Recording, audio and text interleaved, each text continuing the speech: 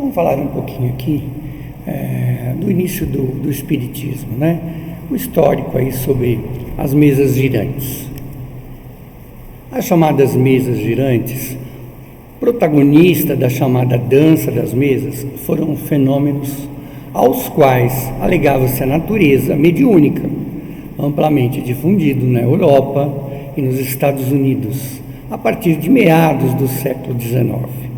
Elas eram chamadas de mesas girantes, mesas dançantes, porque elas levantavam, flutuavam, né, com as pessoas em volta, e elas, como se fosse uma dança, né, porque tinha as toalhas, então como se fosse uma dança em volta das pessoas.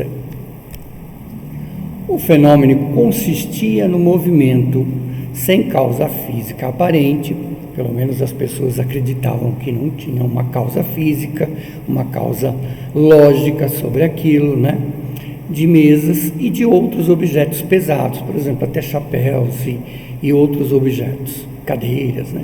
Em torno das quais reúnem-se nos salões, né? As pessoas se reuniam nos salões, pessoas de todas as classes sociais da época.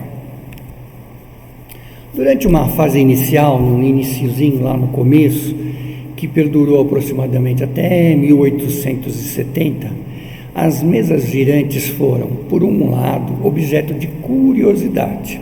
As pessoas, né, iam nos salões para tomar o seu chá e aproveitavam e viam esses fenômenos como uma questão de curiosidade, divertimento também, em especial nos salões nobres e burgueses europeus.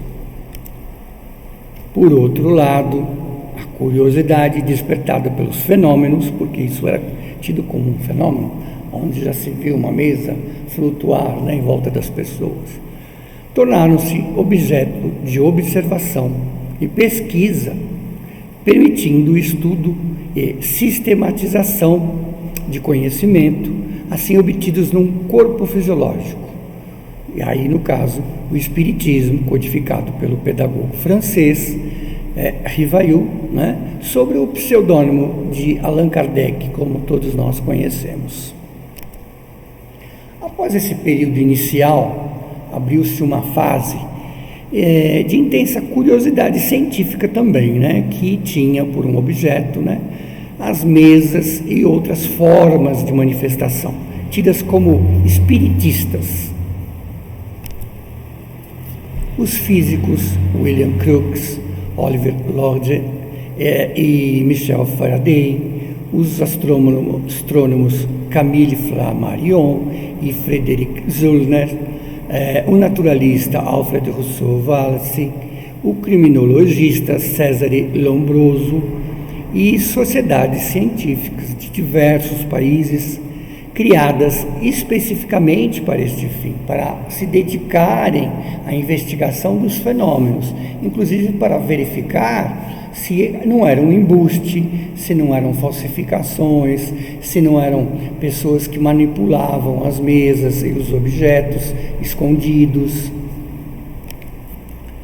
As conversas com as mesas, tidas conversas com as mesas, foram ficando cada vez mais detalhadas, mais aprimoradas, e muitas pessoas começaram a entender que não eram as mesas ou os chapéus, porque isso acontecia com os chapéus, que falavam, mas que estes objetos eram um meio, né, usado para a comunicação.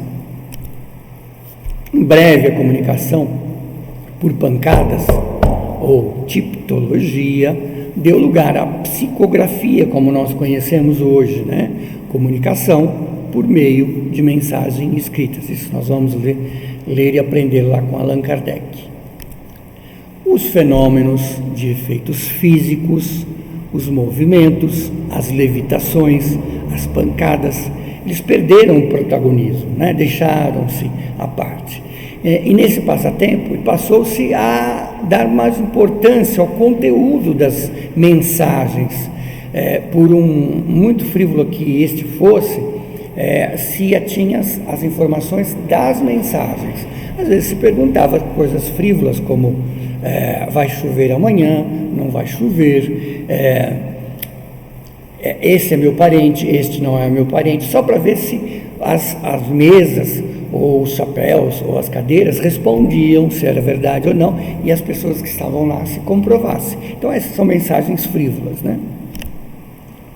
As pranchetas, com duas rodinhas de um orifício para colocar um lápis, como a gente vê aqui nas imagens, passou a ser usada para receber mensagens dos espíritos com muito mais rapidez, porque se antes era a base da pancada, letra A, batia uma vez, letra B, duas vezes, letra C, 3 vezes, e até obter a resposta, né?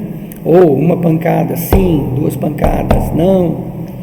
Aí, com essa pranchetinha, com essa rodinha e o lápis, passou-se a ser mais fácil, né? Porque começou-se a psicografar com isso. O velho método também de letra por letra foi também adaptado sobre a forma do famoso tabuleiro Ouija, ou Ija, vários falam de várias formas, que ainda né, é vendido como brinquedo na atualidade. A gente encontra isso em algumas lojas ainda. O Ouija, oui e já significam oui, sim, né, em francês, e alemão, já, ou ja, né, respectivamente. A tábua vem equipada com um ponteiro, onde os participantes põem a mão, e quem vai apontando, né, as letras, números, ou mais o sim e o não, para ser mais rápidos, né, para as respostas aí mais fáceis. Com isso nós terminamos essa parte, né, pelo menos do início, do que era o espiritismo lá na antiguidade, aí, para a gente entender como que foi começado a pesquisa, para depois a codificação ser